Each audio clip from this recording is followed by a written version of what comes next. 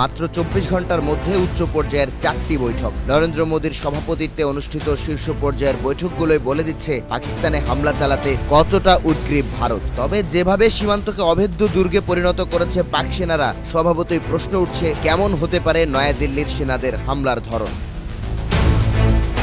সম্প্রতি এ সম্পর্কিত চাঞ্চল্যকর প্রতিবেদন প্রকাশ করেছে আল জাজিরা। কাতার ভিত্তিক সংবাদ মাধ্যমটির দাবি, বর্তমান পরিস্থিতিতে 146 কোটি ভারতীয়র আকাঙ্ক্ষা বাস্তবায়নের চাপে পড়েছে মোদী সরকার। এমন অবস্থায় নয়াদিল্লির কাছে রয়েছে 6টি বিকল্প। প্রথমেই রয়েছে গোপন সামরিক অভিযান। পরিকল্পনা অনুযায়ী কভার্ট অপারেশন কখনোই ঘোষণা দিয়ে হয় না, তবে সাম্প্রতিক সময়ে দুই পক্ষের সেনারা একে অপরের নিয়ন্ত্রিত অঞ্চলে একাধিক গোপন অভিযান চালিয়েছে, যেখানে সামরিক চৌকি লক্ষ্য করে হামলার পাশাপাশি সেনা হত্যার তথ্যও মিলেছে। মূলত প্রতিশোধের অংশ হিসেবে বেছে নেওয়া হয় কভার্ট মিলিটারি অপারেশন।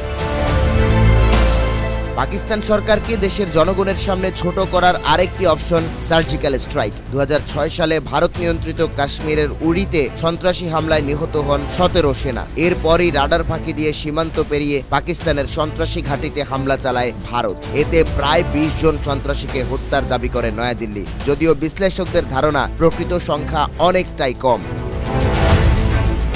তৃতীয় বিকল্প হিসেবে সামনে রয়েছে আকাশপথে হামলা। 2019 সালে কাশ্মীরের পুলওয়ামায় সিআরপিএফ জওয়ানদের কনভয়ে বোমা হামলায় নিহত হন 40 জওয়ান। এর পাল্টা জবাব হিসেবে পাকিস্তানের জয়শি মোহাম্মদের ঘাঁটিতে এরিয়াল স্ট্রাইক চালায় ভারতের বিমান বাহিনী, যাতে বেশ কয়েকজন সন্ত্রাসীকে হত্যার দাবি করা হয়। তবে সে সময় ইসলামাবাদ জানায়, নয়াদিল্লির যুদ্ধ বিমান সীমানা পার করার সঙ্গে সঙ্গে ধাওয়া দিয়ে পাঠিয়ে দেওয়া হয় নিজ দেশে। এর কয়েকদিন বাদে আকাশে শুরু হয় দুই দেশের জেট বিমানের ডগ ফাইট। এ সময় ভারতীয় বিমান বাহিনীর এক পাইলটকে পাকিস্তান আটক করলেও কয়েকদিন বাদে তাকে ফিরিয়ে দেওয়া হয়।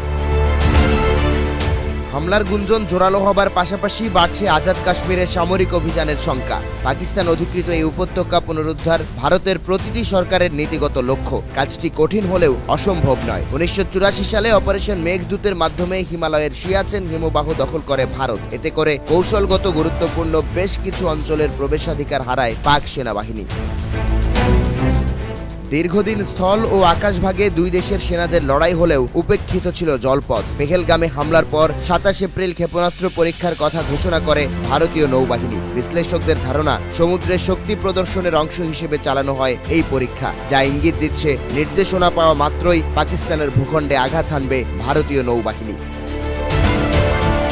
সবশেষ ও সবচেয়ে ধ্বংসাত্মক বিকল্প পূর্ণাঙ্গ সামরিক সংঘাত। স্বাধীনতার 78 বছরে 4 বার যুদ্ধে জড়িয়েছে দুই দেশ। এর মধ্যে 3টি যুদ্ধের কারণ কাশ্মীর দখল ইস্যু। নরেন্দ্র মোদীর এই অপশন বেছে নেওয়ার অর্থ আঞ্চলিক থেকে আন্তর্জাতিকে পরিণত হবে সংঘাত, অর্থাৎ শুরু হবে তৃতীয় বিশ্বযুদ্ধ।